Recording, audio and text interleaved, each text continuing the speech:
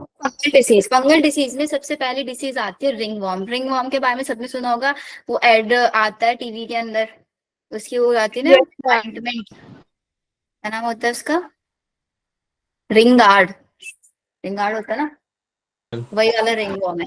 Ring question क्या आएगा, ring warm कौन सा पैथोजन फैलाता है? रिंग वॉर्म के पैथोजन है माइक्रोस्पोरम, ट्राइकोफाइटोन एंड एपिडर्मोफाइटोन। ये तीनों के तीनों क्या है, ऑल आर फंगस। फंगस की सेल वॉल किससे बनी होती है? फाइटिंग। और फंजाई का एक यूनिसेलुलर फंजाई कौन सी होती है हमारे पास? East. One and only, exactly, very good, ठीक है। और फंगस, ये जो आपका रिंग वॉर्म डिसीज है, सबसे ज्यादा कहाँ पे पाया जाता है? आपके टोस वगैरह के बीच में, या हिडन पार्ट जो होता है ग्रॉन्स, उनके अंदर ये पाया जाता है। वार्म पार्ट में। Exactly. Mode of transmission by sharing a towel, clothes, com infected person के साथ। और जितना ज्यादा हीट एंड मॉइस्चर में पेशेंट रहेगा, उतनी ही हीट एंड मॉइस्चर में ये डिसीज आपकी ग्रो करती चली जाती है। मोड ऑफ ट्रांसमिशन आपका ये हो गया। देन आता है आपका सिम्टम। सिम्टम्स क्या रहेगा, ड्राई एंड स्केली लेशंस आ जाएंगे स्किन पे, नेल्स, स्काल्प जो होगा वो बहुत इचिंग, इंटेंसिटी इचिंग उसके अंदर होगा। ये मेजर मेजर से सिम्टम्स है इसके। याद रहेगा, सबसे इंपॉर्टेंट है पैथोजन। पैथोजन के बारे में सबको याद रखना है, ठीक है। पैथोजन लिख लो इसका जल्दी से। रिंग वॉर्म का pathogen microsporum, trichoderma and Epidermophyton. Ma'am एक बार दोबारा बताइएगा, आपने क्या बोला? मैंने बोला इसका पैथोजन लिख लो, पैथोजन पे क्वेश्चन आता है। पैथोजन के मैम बारे इसके लिए एंटीबॉडीज ये वो होती है ना, में, इसके लिए रिंग वर्म के लिए मैम एंटीबॉडीज ही। एंटीबॉडीज क्यों यूज करेंगे? एंटीबॉडीज तो हम बैक्टीरिया के लिए यूज करते हैं, एंटीबॉडीज क्यों यूज करेंगे खुद बताओ। फिर fungus killing pathogen, fungus killing antigen use करेंगे, फिर फंगस को किल करे, ऐसी कोई मेडिसिन, है ना। चलो, तो ये तो हमारा हो गया फंगस का फर्स्ट वाला केस, जिसमें हमने पढ़ा आपका रिंगवॉर्म। नेक्स्ट आओ,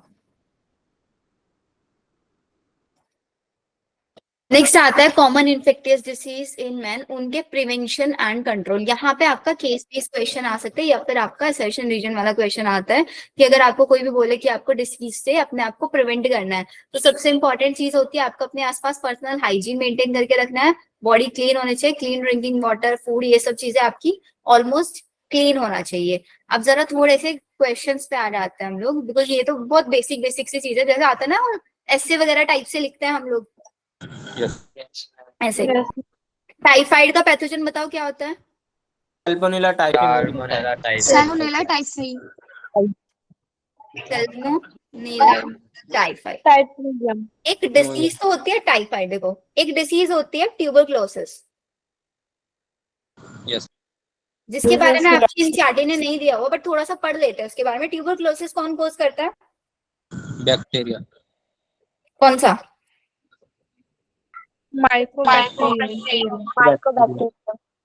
माइकोबैक्टीरियम ट्यूबरक्लोसिस, ये बैक्टीरिया। और ट्यूबरक्लोसिस को शॉर्ट में टीबी बोलते हैं ना। Yes ma'am. होता क्या है इसके अंदर? मैम इसमें जो खांसी होती है इसके अंदर। करते हैं, खांसी होती है सबसे ज्यादा, ठीक है। और अगर मैं इसको बोली अफेक्ट किसको करता है, खांसी होती है, इट मींस लंग्स को आपके अफेक्ट करता है, लंग्स को अफेक्ट करता है, साथ साथ आपकी बोन्स को भी अफेक्ट करता है, और आपके जॉइंट्स को भी अफेक्ट करता है। बोन्स और जॉइंट्स के अंदर स्पाज्म होता है, स्पाज्म का मतलब होता है अकड़न, वो इसके अंदर फील होती है सबसे ज्यादा। और ट्यूबरक्लोसिस कैसे फैलता है? ड्रॉपलेट इन्फेक्शन से फैलता है ये। ड्रॉपलेट इन्फेक्शन तो जैसे समझते हैं ना? कॉमन कोल्ड फैलता है। जैसे कॉमन कोल्ड फैलता है, एग्जैक्टली, बिल्कुल ऐसे ही फैलता है ड्रॉपलेट इन्फेक्शन से। मैम ऐसे भी हो सकता है कि अगर किसी फैमिली के पर्सन को पहले हो और उसके बाद दूसरी जनरेशन में आ जाए। नहीं, जनरेशन टू जनरेशन नहीं फैलेगा ये, हेरिडिटरी डिसऑर्डर नहीं है ना। बैक्टीरिया तो फैलता है। बैक्टीरिया भी नहीं जाएगा, बैक्टीरिया जेनेटिक मटेरियल के अंदर थोड़ी ना ट्रांसफर होकर नेक्स्ट जनरेशन में चला जाएगा, नहीं जाएगा, ठीक है। अब जो आपका, आपने एक चीज सुना है, एक वर्ड आपने सुना होगा डोट्स के बारे में। कभी कभी इसकी फुल फॉर्म पे क्वेश्चन आ जाता है, बिकॉज आप लोग जनरली बच्चे ऐसे हैं अभी नीट के लिए प्रिपेयर करते हैं, साथ ही साथ एम्स के लिए का भी फॉर्म फिल करता है, तो एम्स में कभी कभी क्वेश्चन आ जाता है। डोट्स की फुल फॉर्म सबको पता है, डोट्स लगवाएं, ट्यूबरक्लोसिस से राहत पाएं, ऐसे ऐसे स्लोगन सुने होंगे। तो जनरल नॉलेज का क्वेश्चन है, इसे बता रहे। डोट्स की फुल फॉर्म, डोट्स का मतलब होता है डायरेक्टली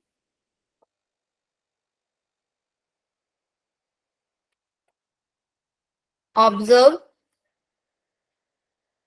ट्रीटमेंट शॉर्ट कोर्स। ये डोट का कोर्स होता है पूरा का पूरा टाइफाइड सॉरी ट्यूबरक्लोसिस को ट्रीट करने के लिए, ठीक है। नेक्स्ट डिसीज आती है हमारी टीटनस। टीटनस के बारे में हम लोग एक बार पहले भी डिस्कस कर चुके हैं। टीटनस कौन कोज करता है?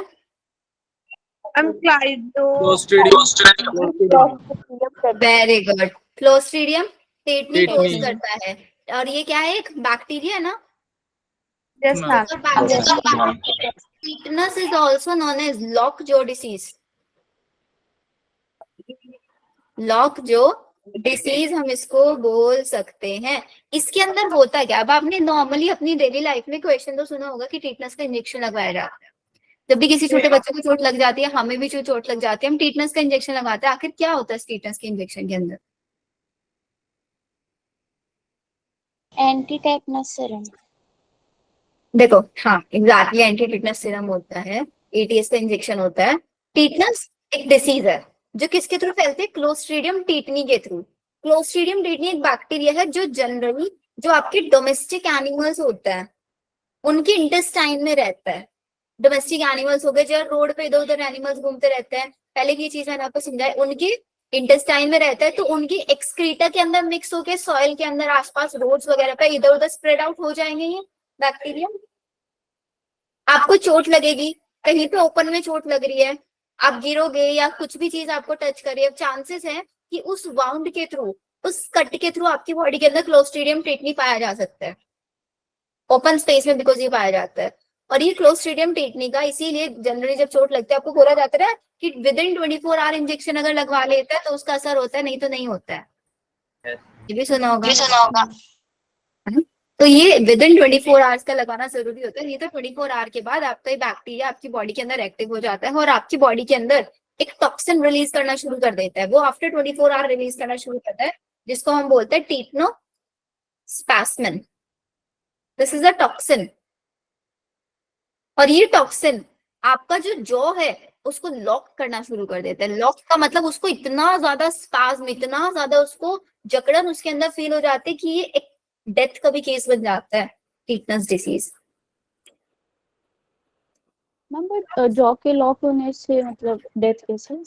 जॉ लो, आपका जो जॉ है वो इतना ज्यादा लो हो जाएगा, आप नहीं खा पाओगे, नहीं आपको मतलब ऑक्सीजन भी आपका प्रॉपर ट्रांसपोर्ट नहीं हो पाएगा, आपका ब्रीथिंग में सबसे ज्यादा अफेक्ट करता है ये आपका। पेन, एक्सेसिव पेन इसके अंदर आपको फील होगा, एंड स्पेशली पेन उस पार्ट के अंदर होगा जिस पार्ट की बोन सबसे ज्यादा स्ट्रांग होती है। और हमारी बॉडी की सबसे स्ट्रॉन्गेस्ट बोन हमारा जो बोला जाता है, यस मैम। ये होता है। तो इसके बारे में लिख लो जल्दी से। एंड इसका इंजेक्शन का नाम एटीएस।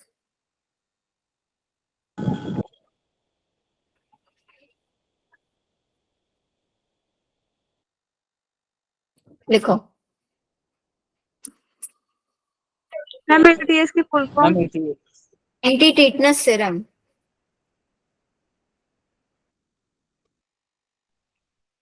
मैम फिर आयरन से जब हमारे मतलब बाउंड हो जाता है तो मैम उस टाइम पे भी टिटनेस का इंजेक्शन लगाते हैं एग्जैक्टली। तो वो आयरन का कोई रोल नहीं होता वहां पे, वो रोल ये होता है कि भाई वो ओपन में है और आयरन के ऊपर बैक्टीरिया अटैच हो भी सकता है। आयरन से चोट लगने से कुछ नहीं होता जनरली, वो इस बैक्टीरिया का रोल, ये बैक्टीरिया घना हमारी बॉडी के अंदर चला गया वो। जनरली अब कहीं पे भी चोट लगती है ना तो डॉक्टर सबसे पहले टिटनेस का इंजेक्शन लगाते हैं, सबसे पहले। कहीं पे भी आपको चोट लगी हो, किसी भी केस में लगी हो। बोलो। मैम ये जो डॉट्स की फुल फॉर्म है डायरेक्टली ऑब्जर्व ट्रीटमेंट शॉर्ट, उसके आगे क्या लिखा मैम? जब आपका वॉइस ब्रेक हो गया, ये पूछ रहे इस कोर्स के अंदर होता क्या है?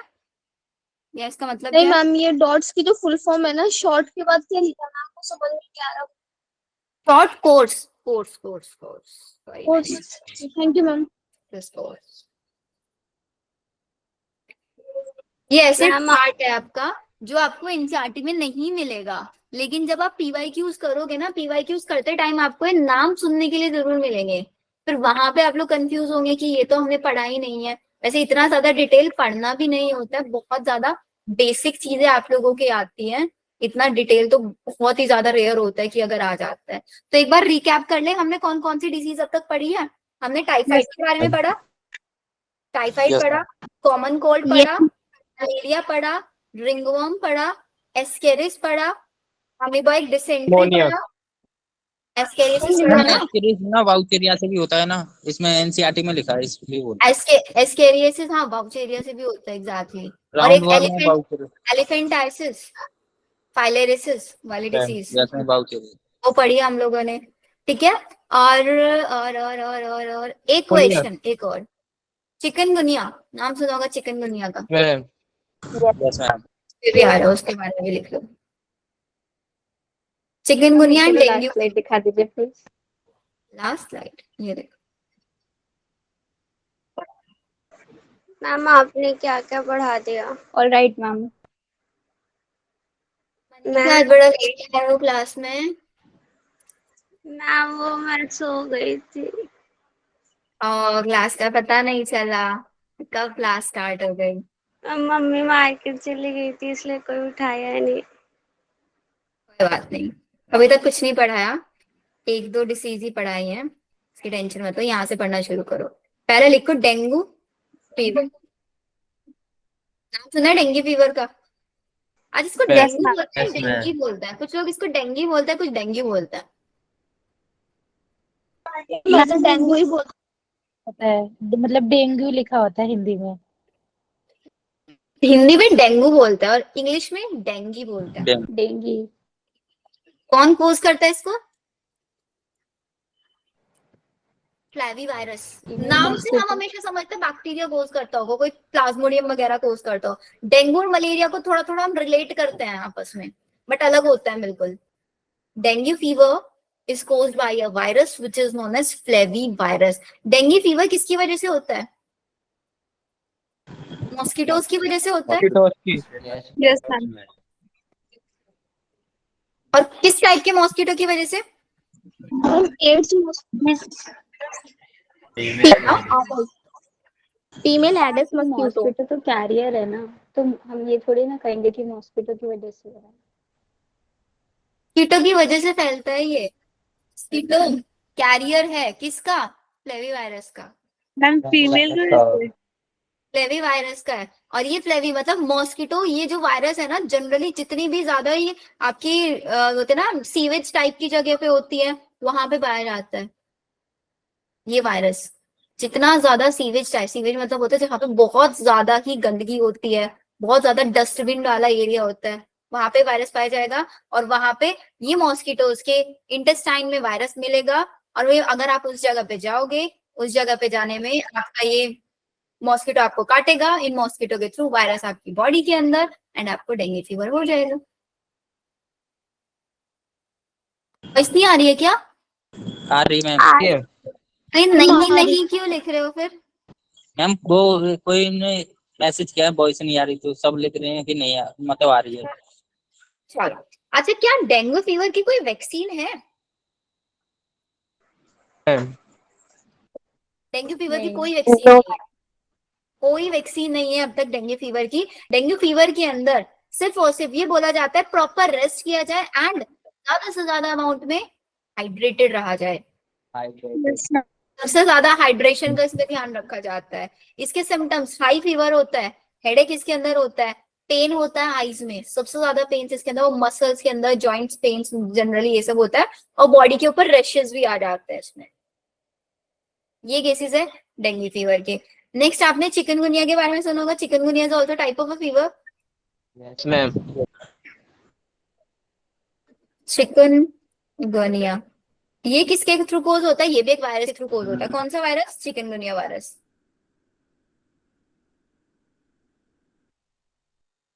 और इसका भी वेक्टर कौन है? तो एडिस मॉस्किटो। मॉस्किटो। मॉस्किटो। एक स्पेशल टाइप का मॉस्किटो है। Female Anopheles Anopheles, mosquito. Female mosquito ma'am. इजिप्टी mosquito, ये एक स्पीसीज है एनोफ्लीज मॉस्किटो की। Anopheles इजिप्टी mosquito. इसके अंदर भी हाई फीवर आता है, अराउंड 104 डिग्री फ़ारेनहाइट का फीवर इसके अंदर आ सकता है। इसके अंदर भी जॉइंट पेन होता है, मस्कुलर पेन होता है, हेडेक होता है, फैटीग, बॉडी के ऊपर रैशेस आने शुरू हो जाता है। अगर आपको डेंगू फीवर, चिकनगुनिया के अंदर डिफरेंशिएट करना है तो डिफरेंशिएट का मतलब यही होगा कि अगर आपको बहुत ज्यादा फीवर आ रहा है, अराउंड 104 अराउंड तक आ रहा है, तो चिकनगुनिया वायरस हो सकता है, अनलेस डेंगू फीवर होगा। बाकी आप लोग प्रॉपर इसका टेस्ट करके पता लगाया जाता है कि किस टाइप का वायरस पाया जा रहा है मैम body में। टाइफाइड में भी तो हो जाता है इतना वायरस, और फीवर टाइफाइड के अंदर इतना ज्यादा नहीं होता, टाइफाइड के हाँ, अंदर fever हमेशा 100 तक फीवर रहता है, 100 या 101, उससे ज्यादा कभी नहीं जाता टाइफाइड में। नहीं मैम, मेरे ब्रदर को 103 तक हुआ था। मैम पापा को हुआ था ना अभी, तो 104 था। मैक्सिमम उसके अंदर 100, मतलब एक ऐसा, देखो टाइफाइड एक ऐसी डिजीज है जिसके अंदर फाइवर, जब तक आपको टाइफाइड रहेगा तब तक आपकी बॉडी में फीवर रहेगा, उसमें फीवर कभी नहीं जाता है। बट चिकनगुनिया में हमेशा हाई डिग्री फीवर होता है। ये आंचल?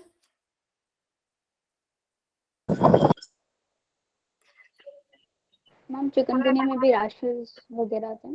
हाँ, दोनों में रैशेस होता है, दोनों के अंदर आपको रैशेस देखने के लिए मिलेंगे। फिर नेक्स्ट डिसीज अमीबाइसिस भी हमने पढ़ लिया, एंटामीबा हिस्टोलाइटिका के थ्रू होती है। रिंगवॉर्म हमने पढ़ लिया है, एस्केरिस हमने पढ़ लिया है, एलिफेंटाइसिस हम लोगों ने पढ़ लिया है। यहाँ तक हमारी वो सारी डिसीज कवर अप हुई है जितनी डिसीज हमारी एनसीईआरटी ने दी हुई है। इसके अलावा एक और डिसीज का नाम आपको बहुत सुनने के लिए मिलता है, कॉलेरा। सुना है नाम? Yes ma'am. क्या डिसीज होती है कॉलेरा? वो टाइप ऑफ मैम ये डिसीज गंदे है? पानी से होती है ना? सबसे पहले किसके थ्रू कोज होती है ये? Ma'am warm. Vibrio vibrio cholera. Cholera के थ्रू कॉलेरा। होती है। होता क्या है इसके अंदर? सबसे पहले फैलती कैसे है? कॉन्टामिनेटेड वाटर से।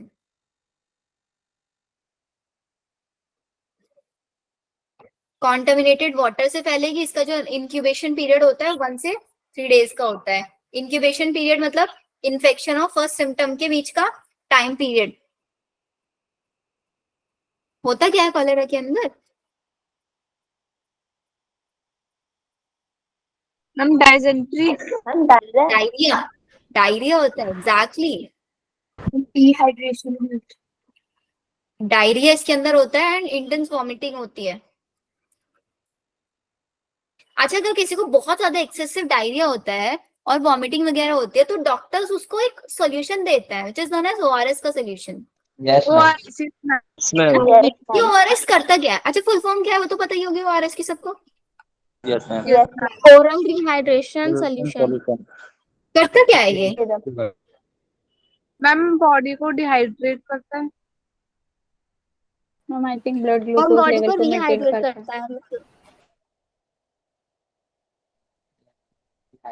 मैम पानी की कमी नहीं होने देता बॉडी में। बॉडी के अंदर पानी की कमी नहीं होता, नहीं देता, एक्सेस से मतलब एकदम रैपिड रिप्लेसमेंट होता है हमारी बॉडी, जब हमारा बॉडी का, बिकॉज डायरिया और वॉमिटिंग में क्या होता है, बॉडी फ्लूइड्स बहुत ज्यादा अमाउंट में लॉस हो जाता है। वॉमिटिंग से और डायरिया से बॉडी फ्लूइड बहुत ज्यादा अमाउंट में, और बॉडी फ्लूइड के साथ साथ हमारी बॉडी के इलेक्ट्रोलाइट्स भी बहुत ज्यादा वेस्ट हो जाता है। इलेक्ट्रोलाइट्स भी की भी कमी हो जाती है, जिसकी वजह से हमारा बीपी लो होना शुरू हो जाता है, या फिर हमें बहुत डिहाइड्रेशन फील होता है। उस टाइम पे हाइड्रेटेड करने के लिए ORS, ORS is the mixture of proper fluid with electrolytes. Because ये नहीं कि हम उसको पानी, पानी तो ऑब्वियसली पिलाते रहते हैं अगर किसी को डिहाइड्रेशन, लेकिन इलेक्ट्रोलाइट की कमी कैसे पूरी होगी? वो तो ओआरएस से ही होगी। या फिर आपने एक और सुना होगा, इलेक्ट्रोलाइट के भी अलग से पाउचेज आता है, उसको पानी में हाफ स्पून मिक्स करके दिया जाता है। वो इलेक्ट्रोलाइट भी हमारी बॉडी की पानी की कमी को पूरा करता है। मैम रिहाइड्रेशन आएगा ना यहाँ पे, आपने डिहाइड्रेशन हाँ, रिहाइड्रेशन, एग्जैक्टली।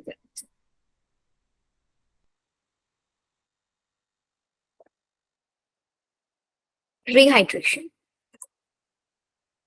यहाँ तक सबको समझ में आया क्या क्या मैंने बताया? एक और ma'am. डिसीज Yes, आपने सुनी होगी, प्लेग, प्लेग के बारे में। Yes, ma'am. 4 बार आया मैम आज तक। एक कंट्री में फैली थी बहुत ज्यादा, जैसे हमारे में कोरोना को बोला जाता है महामारी टाइप से, ऐसे इसको बोला जाता है। कौन कोज करता है प्लेग को? Ma'am, ma'am virus. एक वायरस अब होता है rodents केस होते हैं. यर्सीनिया मैम पेस्टिस, वाई से नाम है होता है। Yersinia pestis. This is plague is also known as black death. Red death. Yes. Black death भी हम इसको बोलते हैं। और ये डिसीज किसके अंदर हुई थी सबसे पहले? चूहों के अंदर। Ma'am, रोडेंट मैम शिप से आए थे। रोडेंट्स के अंदर आपकी ये डिसीज फैली गई थी, ठीक है? इतना लिखो। स्टूडेंट मतलब रोडेंट मतलब चूहे।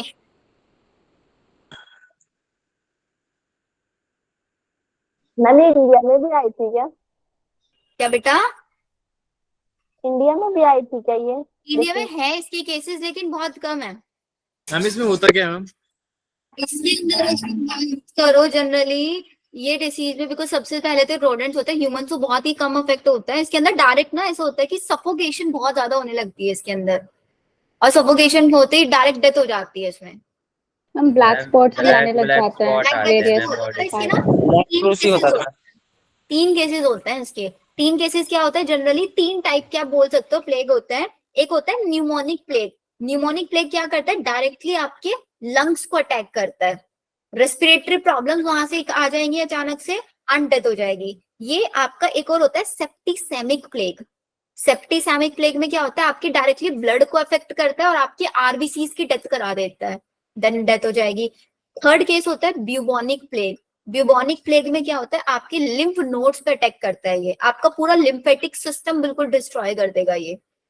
ऐसे 3 अलग अलग टाइप के होते हैं, डिपेंड करता है किस टाइप का प्लेग है। या तो आपके लिम्फ नोड को अफेक्ट करेगा, के ब्लड को अफेक्ट करेगा, आपके लंग्स को अफेक्ट करेगा, ठीक है? yes, Yes, एक और डिसीज ma'am. नाम सुना है? काली खांसी। yes, Yes, Yes, This is known as ma'am. pertussis। Hindi में इसको वोपिंग कफ या काली खांसी बोलते हैं। ma'am, ये तो नहीं सुना. मैम काली खांसी मतलब? पुरानी खांसी हो जाती है, मतलब जैसे सूखी खांसी बोलते हैं। अच्छा, सूखी और गीली खांसी क्या होता है ये? मैम सूखी खांसी जैसे मैम कफने जाते हो जैसी खांसी में, मतलब भाई डॉक्टर के मैम। पास जाते, डॉक्टर भी पूछता है भाई किस टाइप की खांसी है तुमको, कफ आ रहा है या नहीं आ रहा है। कफ आता है गीली खांसी, कफ नहीं होता है सूखी खांसी, ठीक है? बॉर्डेडेला पर्ट्यूसिस के थ्रू डिसीज कोज होती है। ये भी पर्ट्यूसिस में पता है क्या होता है? वोपिंग कफ में आपके अपर रेस्पिरेटरी ट्रैक्ट को अटैक करता है। हम बहुत ही अधिक है। इसके अंदर ना क्या होता है? काली खांसी इन द सेंस कि ये ऐसी डिसीज होती है जिसमें आप इंसान को खांसते खांसते ब्लीडिंग होनी शुरू हो जाती है, नोज से, माउथ से। और पर्ट्यूसिस में अगर किसी को ऐसी डिसीज होती है, ऐसी काली खांसी वाले केसेस देखने के लिए मिलता है, तो उसको वैक्सीन लगाई जाती है। वैक्सीन का नाम आपने सुना होगा, डीपीटी।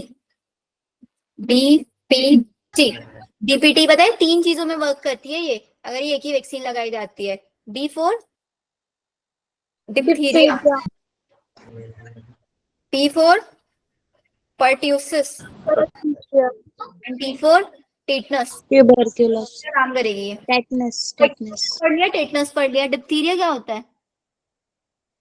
डिप्थीरिया ये भी एक डिसीज है। ये भी एक डिसीज है जिसके अंदर जनरली क्या होता है? वही वो कफ के जैसी है पूरी की पूरी डिसीज। अगर आप इसको लिखो, diphtheria caused by Corynebacterium diphtheria. आपका जो थ्रोट होता है ना, थ्रोट की मेम्ब्रेन को अफेक्ट करता है ये। थ्रोट की मेम्ब्रेन को अफेक्ट करेगा और आपके थ्रोट को पूरी तरीके से ब्लॉक कर देगा। अब आपका थ्रोट ब्लॉक होता चला जा रहा है, तो थ्रोट ब्लॉक होने की वजह से आपको सफोकेशन होगी, ब्रीथिंग प्रॉब्लम होगी। और ये पता है थ्रोट ब्लॉक कैसे होता है? ये आपका कॉर्निबैक्टीरियम अपने अंदर से एक टॉक्सिन रिलीज करता है, डिप्थेरोटॉक्सिन। ये डिप्थेरोटॉक्सिन धीरे धीरे करके आपकी जो थ्रोट की मेम्ब्रेन है उसमें एक्यूमुलेट होने लग जाता है। उसके अंदर जाके इतना ज्यादा एक्यूमुलेट हो जाता है, इतना ज्यादा ब्लॉकेज कर देता है कि पूरा का पूरा थ्रोट ब्लॉक हो गया एंड देन आपका पूरा रेस्पिरेटरी सिस्टम ब्लॉक। और इसके साथ वो चीज क्या काम करता है, ये मैक्रोफेजेस आपने पढ़ा होगा। Yes, ma'am. ये जो माइटोकॉन्ड्रिया होता है ना, इन माइटोकॉन्ड्रिया को भी ब्लॉक करता है, माइटोकॉन्ड्रिया की आउटर मेम्ब्रेन को रप्चर करा देता है। अंशिका ट्यूबरक्लोसिस में भी ब्लड आता है ना। हाँ बेटा, जहां पे भी एक्सटेंसिव आपका एक्सटेंसिव कफ होगा वहां पे ब्लड आने के चांसेस हमेशा रहते हैं।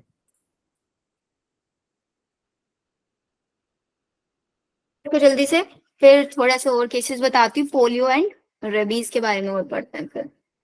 मैम मम्स के बारे में बता दो। किसके बारे में बेटा? मम्स। अच्छा मम्स के बारे में, मम्स बताती हूँ। मम्स से लेप्रोसी और पोलियो और एक और क्वेश्चन करा था ना मैम, तो ये चारों टर्म चालू थी ना उसमें। ये इसीलिए बताया मैंने, ये डिसीज आएंगी आपके सामने। मैम वो जो आपने ग्रुप पर वो भेजा था कि सारे जो भी प्रीवियस लेक्चर्स हैं उसके अंदर है, तो ये वाली भी स्लाइड सारी आ जाएगी उसके अंदर? हाँ ये सब है उसके अंदर। मैम उसके अंदर वैसे 4 चैप्टर है, रेस्पिरेशन वाला भी चैप्टर, सेल वाला भी है। वो मैंने टारगेट्स बताया हुआ है, रियल टारगेट्स है वो सारे, कि 1 वीक का टारगेट मैंने बच्चों को दिया हुआ और इस ट्यूसडे बच्चों का टेस्ट होगा उस टारगेट से। Okay ma'am. तो इसलिए मैंने वहां पे वो लिंक्स अटैच किए थे ताकि जिसको पढ़ना है वो वहां से पढ़ ले। मैम मुझे ना थोड़ा सा टाइमिंग में प्रॉब्लम है। टाइमिंग का कैसे प्रॉब्लम है?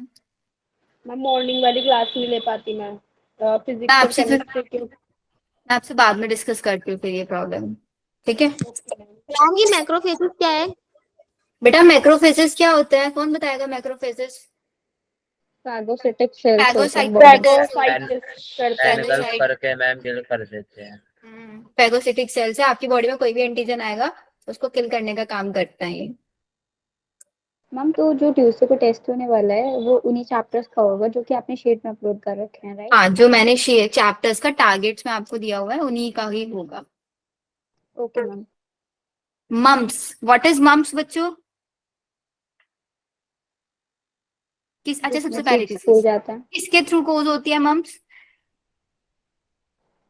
वायरस के थ्रू। वायरस के थ्रू कोज होती है, exactly, caused by a virus. और ये अफेक्ट किसको करती है मम्प्स? हमारी चीक्स। चीक्स में किस चीज को? पैरोटिड ग्लैंड को। हाँ, पैरोटिड। पैरोटिड ग्लैंड को अफेक्ट करेगी। पैरोटिड ग्लैंड के अंदर आपका स्वलन हो जाएगा, स्वेलिंग आनी शुरू हो जाएगी। ये होता है पैरोटिड ग्लैंड। पता है जिसने डाइजेस्टिव सिस्टम तो हमारे बच्चों ने पढ़ा ही नहीं है, जो अभी 12 वाले बच्चे हैं।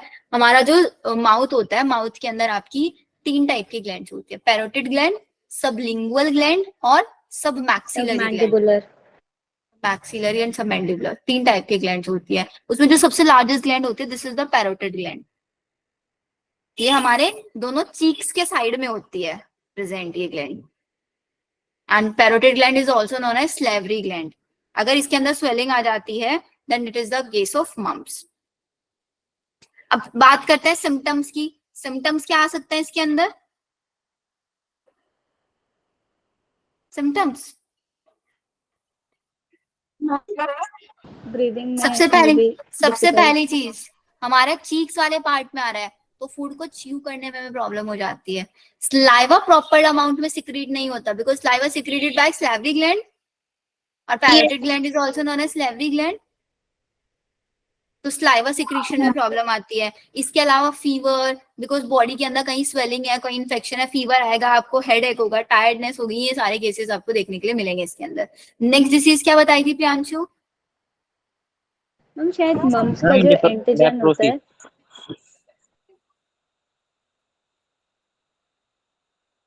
Next is your leprosy.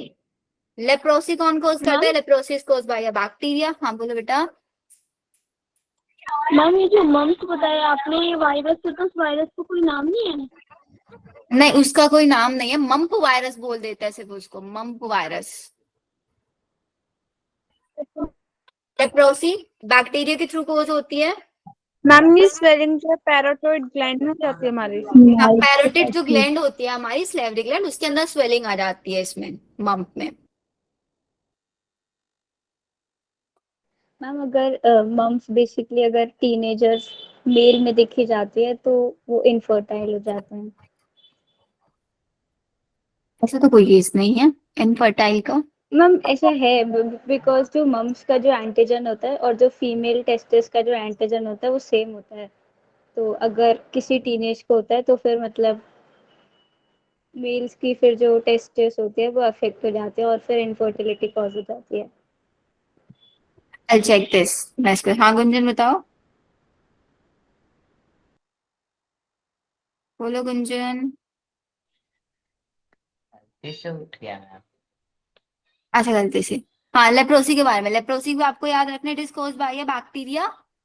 ये सारी चीजें आप लोग लिख रहे हो ना साथ ही साथ, जब आप पीवाई यूज करोगे पीवाई में आप लोगों को देगा। अब लेप्रोसी के अंदर होता क्या है? सबसे पहली चीज अल्सर्स हो जाते हैं इसके अंदर।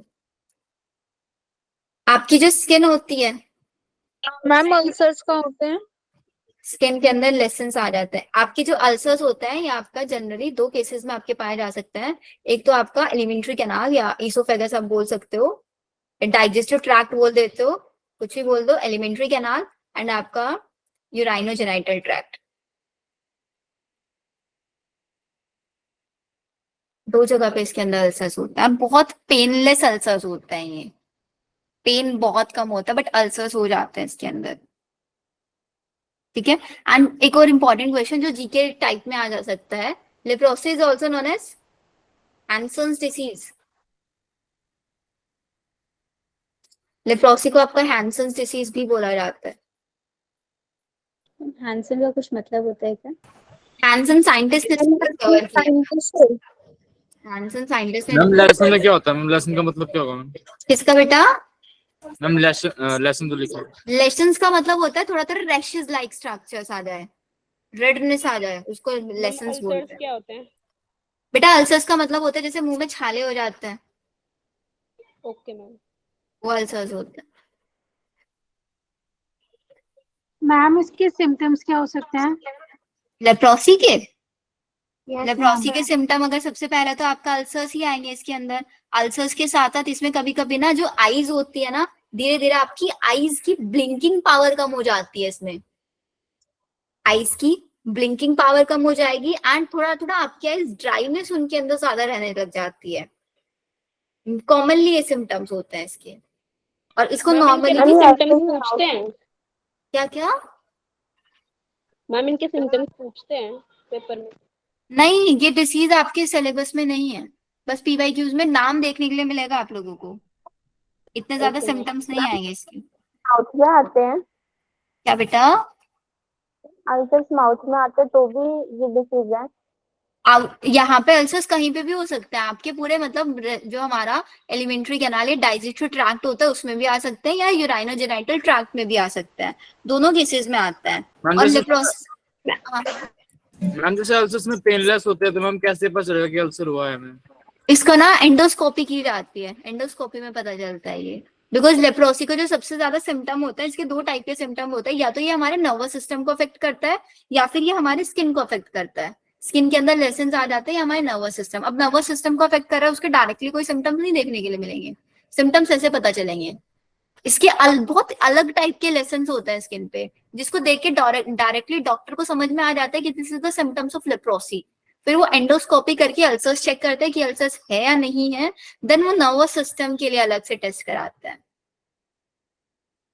मैम इसमें स्किन रेड सी हो जाती है क्या? हाँ, स्किन के अंदर बहुत ज्यादा रेडनेस आ जाती है, और मैम जलन सी भी होती है वहां पे। मेजरली बिकॉज ये स्किन को इफेक्ट करता है। आप इसके अगर चाहोगे ना, इसके इमेजेस देखना एक बार, इमेजेस से आप लोगों को जगह जगह पे स्किन पे रेडनेस आती है फिर पूरी लगाता पूरी ऑलमोस्ट पूरी बॉडी के ऊपर आता है। मैम बीच में कोई गैप नहीं होता थोड़ा? नहीं, गैप नहीं होता है, क्योंकि ऑलमोस्ट पूरी स्किन को अफेक्ट करता है ना हमारी। एंड ये स्किन को अफेक्ट इन द सेंस पूरी स्किन को डैमेज ही कर देता है ये आपका, बॉडी की स्किन को सबसे ज्यादा डैमेज करता है। और ये एक ऐसी डिसीज है जो धीरे धीरे डेवलप होती है हमारी बॉडी के अंदर। पहले थोड़े बहुत थोड़ी सी स्किन डैमेज होगी, फिर धीरे धीरे धीरे धीरे करके पूरी बॉडी में फैल जाता है। स्लोली ग्रोइंग मैम डिसीज है ये। ऐसे हो सकता है कि अल्सर आए से ठीक हो जाए, मतलब बार बार रिपीट होते रहे तो भी डिसीज हो? नहीं नहीं, ऐसा नहीं होता। स्लोली ग्रोइंग डिसीज है, एक बार हुआ ना, स्टार्ट हुआ तो धीरे धीरे चलती रहती है, बट इसकी एंटीबायोटिक्स के थ्रू ठीक भी हो जाती है। एंटीबायोटिक्स से इसका ट्रीटमेंट किया जा सकता है।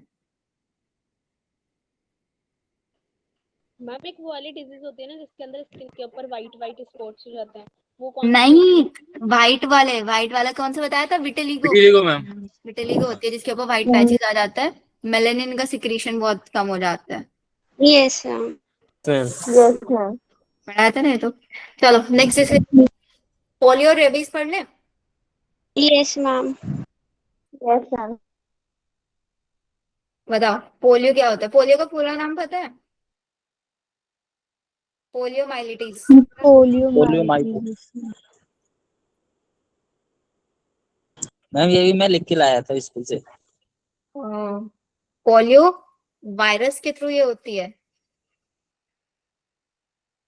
क्या होता है इस डिसीज के अंदर?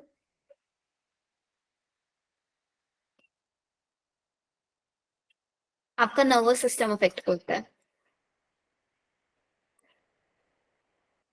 और आपका नर्वस बॉडी सिस्टम पार्ट में भी वो तो होता है। बॉडी पार्ट, वही तो ना, बॉडी पार्ट पैरालाइज कब होता है? बिकॉज आपके नर्वस सिस्टम को अफेक्ट कर रहा है। आपकी बॉडी का जो कंट्रोल एंड कोऑर्डिनेशन है उसको अफेक्ट करता है ये। और ये वायरस हमारे फूड के थ्रू, हमारी मतलब माउथ वाले पार्ट के थ्रू बॉडी के अंदर एंटर होता है। ये नर्वस सिस्टम को अफेक्ट करता है, डिफॉर्मेलिटीज करा देता है, डिफॉर्मिटीज इन बॉडी मूवमेंट। इसकी वैक्सीन लगती है, ओपीवी सुना होगा, छोटे बच्चों को पिलाई जाती है। यस दो oral polio vaccine.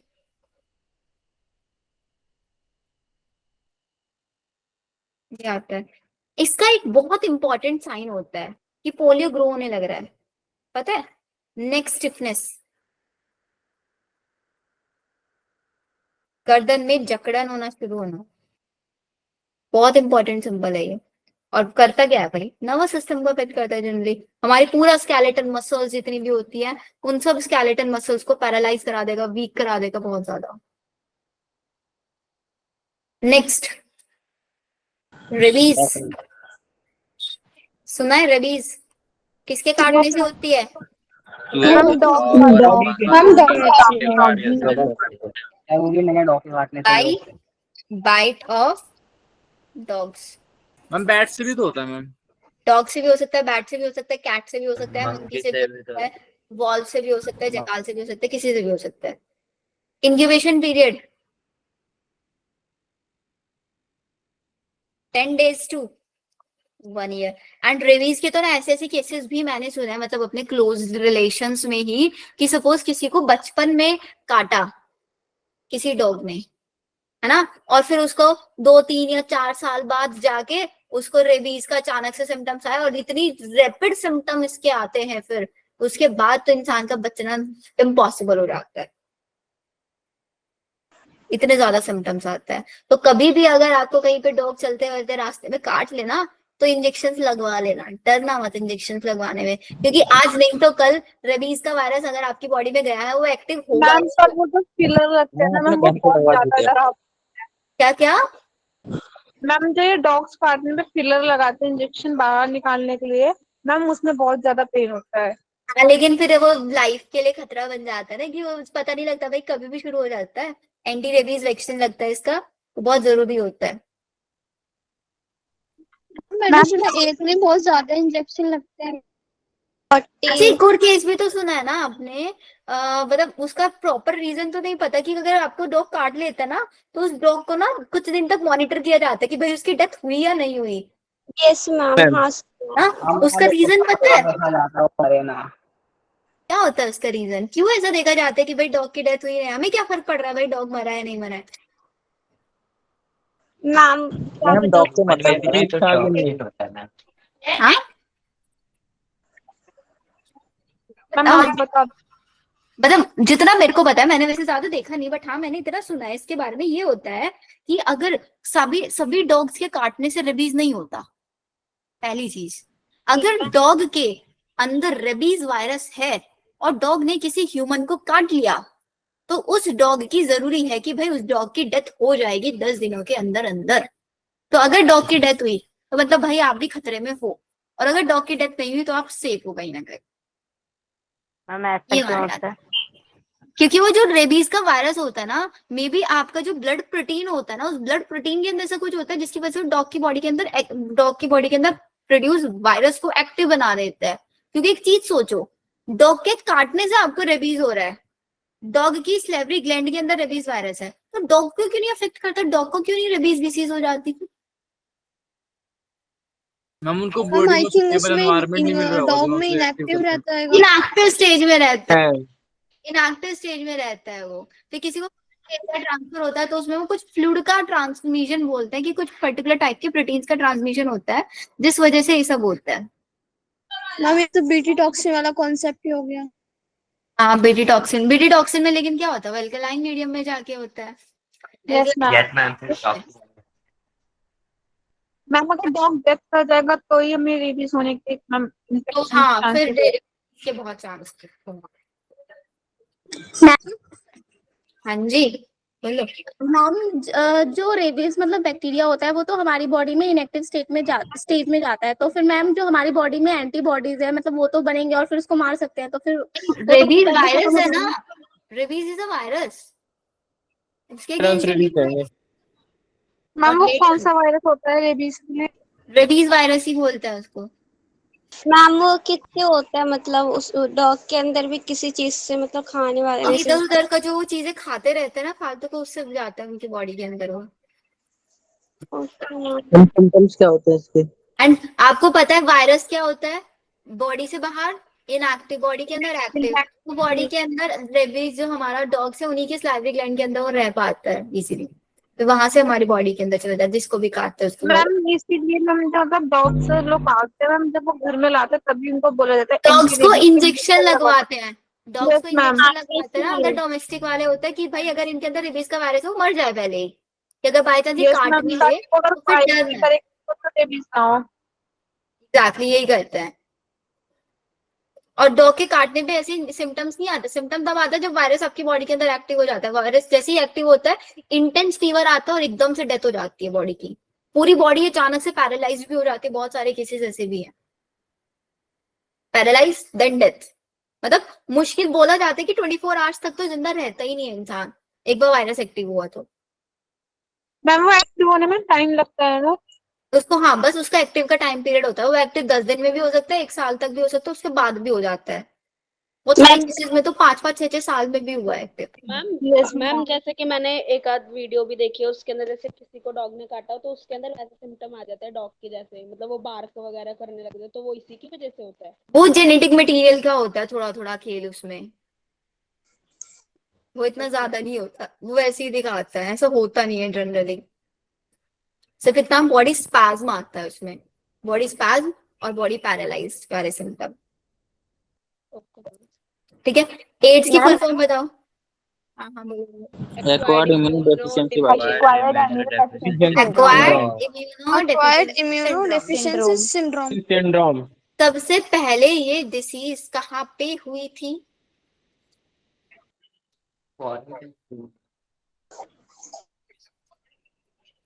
Acquired immuno. अच्छा सिंड्रोम का मतलब डिसीज क्यों नहीं बोला, इसको सिंड्रोम क्यों बोला?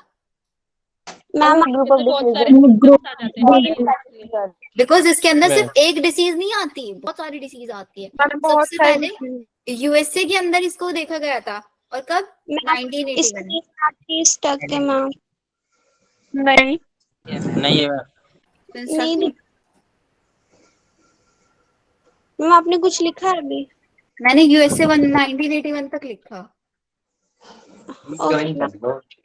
आगे देखना, caused by HIV, human immuno deficiency virus. Immunodeficiency virus. Immuno deficiency virus. Virus. किस टाइप का होता है ये? This is also known as retrovirus. Why we call it retrovirus? Question आता है इसके ऊपर. रेट्रोवायरस मैम क्योंकि ह्यूमंस की बॉडी में जा रहा है तो इसलिए. नहीं भाई, because it has genetic material RNA. Yes ma'am. वो वायरस जिसके पास जेनेटिक मटेरियल आरएनए होता है, these are known as retrovirus. जिसके पास डीएनए होगा, डीऑक्सीराइबोवायरस. ठीक है. कैसा दिखता है ये? स्ट्रक्चर बनाओ. मैम ह्यूमन बॉडी के अंदर जाके अपना प्रोटीन बना लेता है. जिनके हाँ, पास obvious बात है. कोई भी वायरस होगा ह्यूमन बॉडी के अंदर जाके मल्टीप्लाई करेगा. ये भी मल्टीप्लाई करेगा. तो अभी मैं वायरस की स्ट्रक्चर बना के दिखा रही हूँ. मैम रेट्रोवायरस उन हर वायरस इसको बोलेंगे जिनके अंदर आरएनए होगा. अब वो सारे के सारे virus which has their genetic material in the form of RNA, सबको रेट्रोवायरस. रेट्रोवायरस जब मैं 12th क्लास में थी, रेट्रोवायरस और राइनो वायरस में कंफ्यूज हो जाती थी बहुत बार. रेट्रो को राइनो को एक ही मान लेती थी, लेकिन राइनो तो क्या कोज करता है? Common cold. Common cold. और रेट्रो AIDS.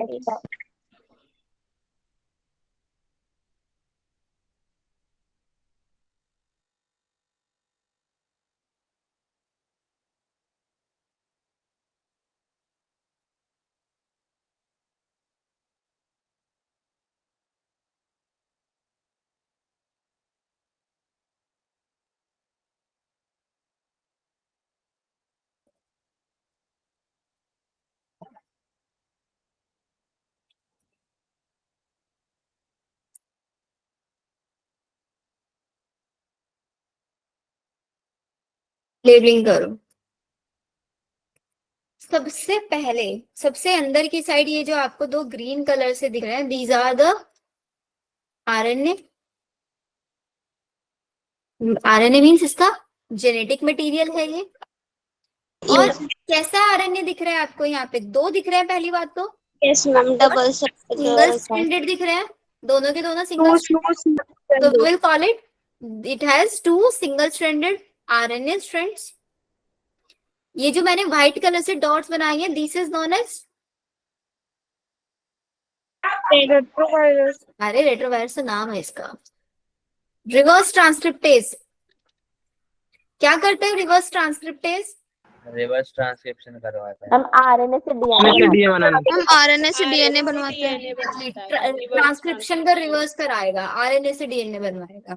ये चीज इसके बाहर रिवर्स ट्रांसक्रिप्टेज हो गया. देखो इसमें दोनों को मत लिखो, एक को लिख लो. एक और है आपका एंजाइम होता है विच इज नोन एज इंटीग्रेस. इंटीग्रेस का काम क्या होता है? जब फंक्शनिंग बताऊंगी ना कैसे ह्यूमंस को अफेक्ट करता है, उसमें समझ आएगा. बस ये क्या काम करता है? इंटीग्रेशन का काम करता है. वायरस के जेनेटिक मटेरियल को ह्यूमन के डीएनए के साथ जोड़ने का काम करता है ये इंटीग्रेशन. लिख लिया इतना? ये वाइट सी डॉट है. सबसे बाहर की साइड ये आपको जो स्पाइक्स दिख रहे हैं, दीज स्पाइक्स आर ग्लाइकोप्रोटीन. यही स्पाइक्स हेल्प करेंगे इस रेट्रोवायरस को किससे अटैच होने में? टी सेल्स से. टी सेल्स और मैक्रोफेजेस दो ही सेल्स को अफेक्ट करता है ना ये. Yes ma'am. उससे अटैच करने में हेल्प करेगा. इसके अलावा यहाँ पे ये जो आपको प्रोटीन्स दिख रहे हैं, ये जो व्हाइट कलर से मैंने बनाया ना, दीज आर द प्रोटीन्स. ये है आपकी प्रोटीन की कवरिंग्स,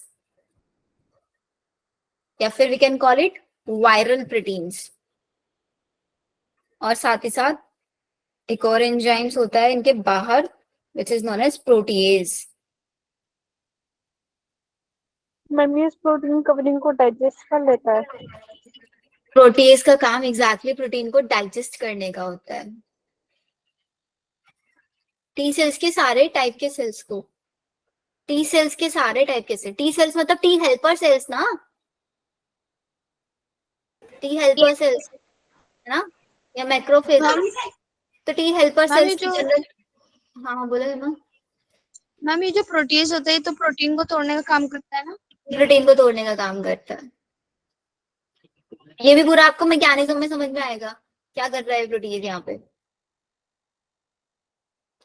दीपक, टी सेल्स, सारे टी सेल्स को नहीं, इसका काम क्या होता है जनरली, ये हमारी बॉडी का, बिकॉज एड्स में क्या होता है, इम्यून सिस्टम वीक हो जाता है, जैसे नाम से ही पता चल रहा है, क्वाइट इम्यूनो डेफिशिएंसी सिंड्रोम। आपकी बॉडी के जितने भी टी सेल्स है उनके नंबर में रिडक्शन आने शुरू हो जाता है। टी सेल्स को ऐसे समझो खाना शुरू कर देता है, टी सेल्स और मैक्रोफेजेस को, ये नंबर रिड्यूस हो जाता है आपकी बॉडी के अंदर टी हेल्पर सेल्स का। और टी हेल्पर सेल्स का फंक्शन क्या था, एंटीबॉडी यूज करने में हेल्प करती थी, तो बी सेल्स की बी सेल्स करती थी एंटीबॉडी प्रोडक्शन में।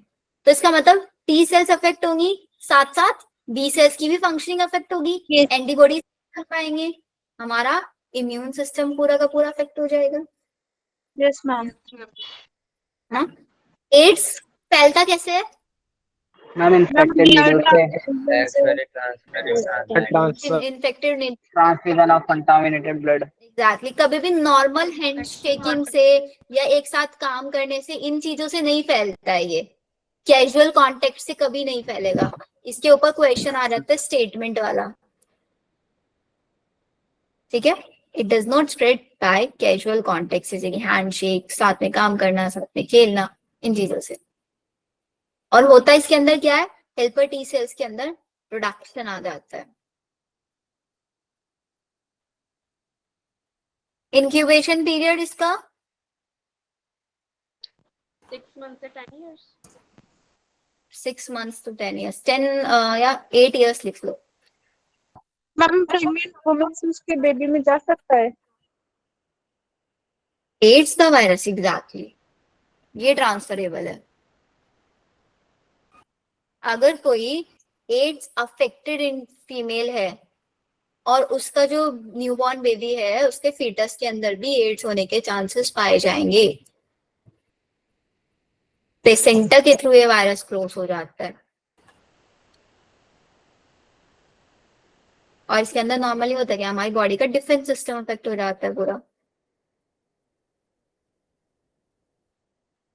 बना लिया पूरा डायग्राम वगैरह सब कुछ सबने? यस ठीक है। अब इसके अंदर रह जाता है इसका पूरा हमारा मेटाबॉलिज्म बट क्लास। मैम मैसिलिस एक डिसीज और वो क्या बेटा? मैसिलिस कौन सी? मैम चैट में लिख रहा हूँ। चैट में लिख दो। ये हो गया हमारा एक्वायर्ड, इसके बाद बस हमारी लाइफ साइकिल रह गया। इसका लाइफ साइकिल नेक्स्ट क्लास में बता दूंगी। आपने 6 से 10 ईयर क्या लिखा है? इंक्यूबेशन पीरियड होता है, मतलब बॉडी के अंदर वायरस गया तो विद इन 6 months भी वो सिम्टम्स दिखाना शुरू कर देता है, या फिर 10 years के तक भी सिम्टम्स दिखाना शुरू करता है। अच्छा, मीजल्स के बारे में, अच्छा ये बताओ, एक और डिसीज होती है मेलिंगनाइटिस, हाँ, उसके बारे में सुना है? उसी से थोड़ा थोड़ा relate. No ma'am. Neural control and coordination chapter नहीं पढ़ा? मैम पढ़ा है। पढ़ा था मैम। ब्रेन पढ़ा है वहाँ पे? Brain, yes ma'am. ब्रेन की कवरिंग्स इज नोन एज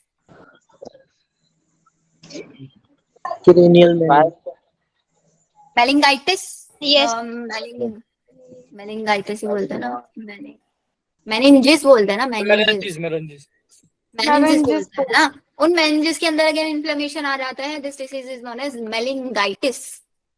जैसे टॉन्सिल के अंदर इन्फेक्शन आना, टॉन्सिलाइटिस है ना, ऐसी मेनिंजिस के अंदर इन्फेक्शन आना मेनिंगाइटिस। तो वहां पे सिम्टम्स क्या होंगे भाई?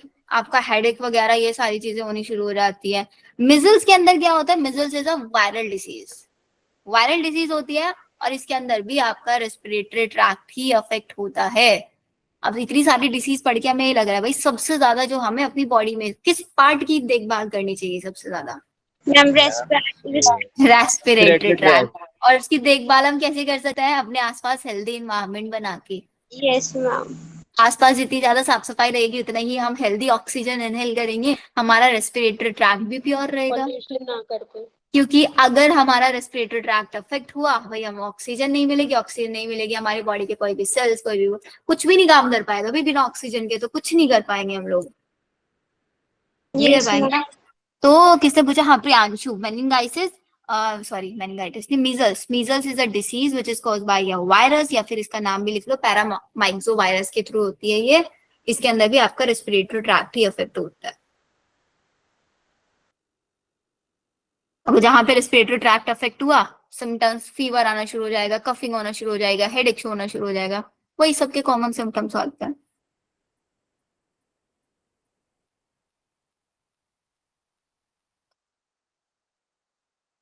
लिख लो इसको भी जल्दी से।